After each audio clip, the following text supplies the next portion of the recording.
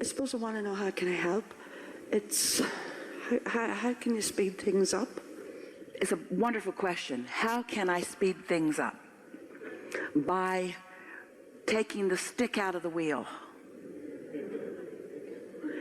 There's a natural momentum. You see, because you've already set it in motion by asking for it, and because your inner being has hold of it, and law of attraction is gathering the cooperative components, there is a natural momentum that is already underway. So you just have to go with the flow of that. We've been talking about that all day. Just don't do that thing you do that doesn't let you go, and off you'll go. So you speed things by not slowing them.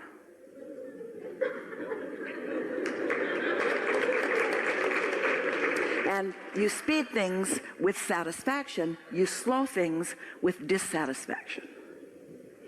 Or, let's be really accurate, you speed what you want with satisfaction, you speed what you don't want with dissatisfaction. So when you want it, but I want it, but. So if a train's going fast that way, you've got two engines on the train, and one's pulling that way and one's pulling that way. Where are you going? Nowhere. So just stop doing that and off you'll go. Makes perfect sense, doesn't it? And you might say easier said than done, but not really, not now. You heard enough today to know what to do. Yes? Satisfied? Very. Barely? Yes. You have something more you want to say? Yeah, I don't know how to get the words out. I made a decision a long time ago. So I don't know how to get the words out. So at least say something that takes you, but I think now might be a good time to do it. And I think if I focus, I can get the words out. And I do clearly know what I want to talk about.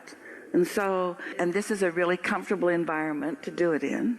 And so here are the words. Yeah. I feel super safe in this environment, and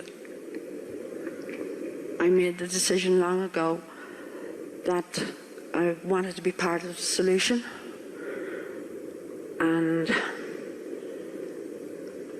I see the needs that are out there. May we say something to you?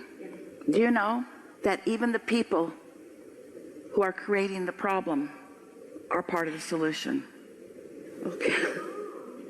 Because at the time that the problem is created, the solution is too.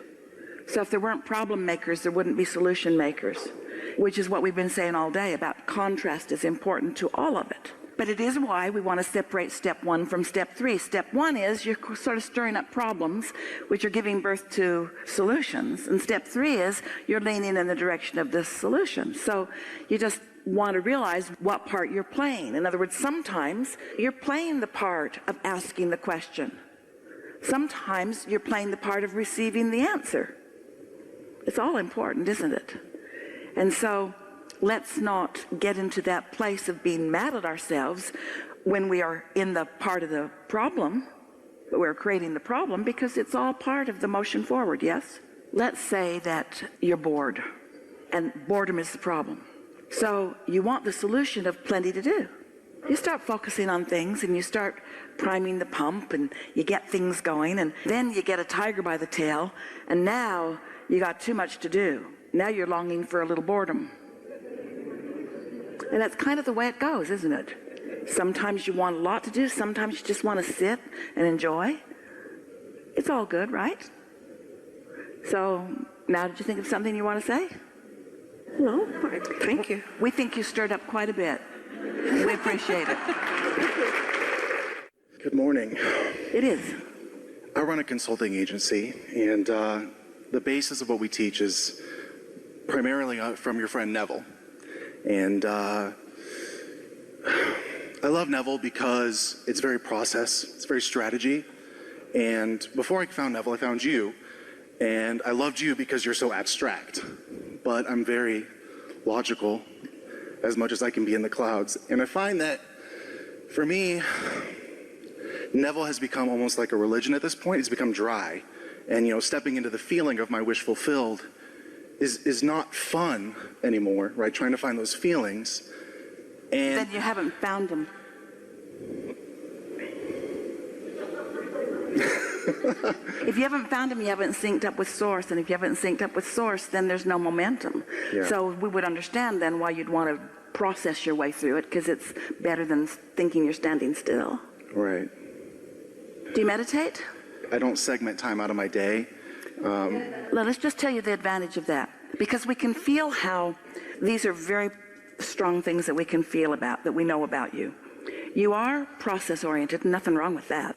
You are focused. You're like a dog on a bone. When you get hold of something, you really give it attention. And because you do, momentum picks up and you find productivity from that. And that's a good thing. When you quiet your mind, it feels counterintuitive because you like to think and you like action. And that's all right. We think that action and thinking are all good things too. We just want you to be really in the receiving mode so that you have the full benefit of all of your resources before you begin moving forward. And so the reason that we really encourage meditation on a daily basis is because the only way that we know for sure that anyone can quickly allow their vibration to rise, because it rises naturally. You don't have to push it up there. Just let go of the resistance and up it will go. So the fastest, simplest way to allow your vibration to rise is to cease the thought that's keeping it from rising. And so rather than ask you to think this thought that feels better than this thought, when there's so much momentum that law of attraction won't let you let loose of it, we have found that it's much easier for you to just quiet your mind altogether rather than to sort out the good feeling thoughts from the not good feeling thoughts. So once you quiet your mind, and it's not hard to do, find something to focus on that's boring. Like in this room, listen to the sound of the air conditioner. Hear it? Most people, if they were to focus on that, at first it would feel really boring. But most people don't find much to think about. Like you don't think, I've heard better. It's sort of just a boring thing that doesn't activate much going on in your mind. And if you focus on it, your mind wanders, it will. Focus on it again. And your mind will wander, focus on it again. And after a little while, your thoughts will have quieted enough because you've used your dog on a bone ability to focus on that. Now, the benefit of that is that has no resistance. That thought about that, it never wronged you, it never abandoned you, it never cheated you, it never hurt your feelings, it never distrusted you, it never accused you of anything. It's just the closest thing to a neutral non-thought that you can find. So when you find this neutral non-thought, your mind does what it naturally does. It shuts down. Sort of like when you go to sleep, but you're not asleep, you're focused on that. So now your vibration rises. And as your vibration rises, now, without you maybe even knowing you've done it, you've achieved vibrational alignment with the vibration of your source, where all the good ideas are. And so in that non-thought, there's a feeling of satisfaction. Now, you might meditate for 20 minutes, and you might not actually get there till minute 19. You might not get there at all, but tomorrow you might get there at minute 18 or 19. But once you do that day after day, what begins to happen is you start to crave or anticipate that feeling of detachment, and you start to settle in to this profound feeling of contentment or satisfaction as you just rest in the energy of well-being. You don't have to be there very long before the momentum, you see, your vortex is not inactive, it's active. Your inner being does not have a quiet mind. Your inner being has a really active mind. So when you allow yourself just for a moment to tune into that, now your inner being will be gentle with you. Your inner being knows what your path of least resistance is. Your inner being will feed you thoughts, project to you thoughts that you can very well receive that will just lead you into this momentum of such feelings of exhilaration and feelings of good timing and things that show you right away the result of you having achieved vibrational alignment with who you really are. And then all that process work you've done, all that sifting and sorting work you've done, that has filled your vortex full of details that are important to you. Now these details will start showing up in your life as if your inner being is following an absolute blueprint of the things that you like the concierge in the sky knows so clearly everything that you want and has the ability to put many of them in the same moment, in the same moment, in the same moment. So you're just satisfied, satisfied, satisfied, satisfied, as all kinds of subjects of creation are in various phases of unfolding in your experience. So delicious. Everything about what you're doing is a wonderful thing.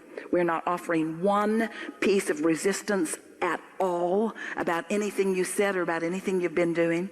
We just know for sure that you have untapped resources here that you want to feel your way toward.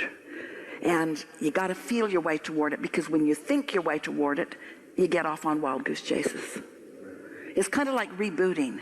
One of the things that Esther notices when she calls her genius Mark, who knows everything about all the IT things in her life, she calls him frequently. His most common answer is, "Did you reboot it?" And Esther always laughs because that always works, but she always waits for Mark to tell her to do it. Did you reboot? Because that solves almost everything. Think about it in your electronic world. So you've got all these programs that are trying to talk to each other, and some of them are compatible and some of them aren't, and the computer's all wadded up in it, and it's got all these streams of things going on in it inside of it, and it's going the long way to everything. It's going all the way to the cloud, whatever that is, and coming back, and it's in a building over there somewhere, and so just reboot it, and everything just stops, and then it just starts up in its simple format, and it leaves all that convoluted stuff out. Well, that's what you do when you meditate. You reboot. Connect with the whole of who you are. And you don't disengage from all the wisdom you learned from Neville. You don't waste anything. That may be light years ahead of what you're learning here from Abraham. But what you're getting from Abraham is a basis that will let you get the brilliance of whatever else you're reaching for. There's a lot of more technical study than what we are offering here. There are scientists that understand things that Esther cannot begin to find words for. There are physicians that understand body parts that Esther doesn't want to think about. There are all kinds of information that you have access to. Just go through your inner being. Let your inner being guide you to it. It's interesting. I'll just say that. You know, I usually ask myself, okay, I get a desire, I say, how would it feel if I had this right now? And in the beginning, when I started using that technique, it was great, there was flow. But here's the problem with that. Right. How would it feel if I had this right now, which I don't? Exactly. Instead, you want to say, is this a satisfying thought? Right here and now, did I open the gate or did I close it? Feel the difference? How does it feel? How does it feel? Not that good. How about that? Not that good either. How about that? Oh, kind of like that. Just let your satisfaction guide you. It will never misguide you. Your inner being knows where you want to be, but this is the most important thing that you'll ever hear from us. Your inner being knows where you want to go. More important, your inner being knows what your most likely path of getting there is. And your path is different from every other person on the planet. And every other person on the planet is irrelevant to you, because you have your own personal guidance system that was with you as you gave birth to each and every particle of each and every desire. That's why we can say this. Satisfaction comes from one place and one place only. You having identified a desire and you moving in the direction of it. Syncing with your inner being. You don't have to get there, just have to not move away from it. Good to know, huh? Yes. You're doing extremely well. Thank you. Yeah.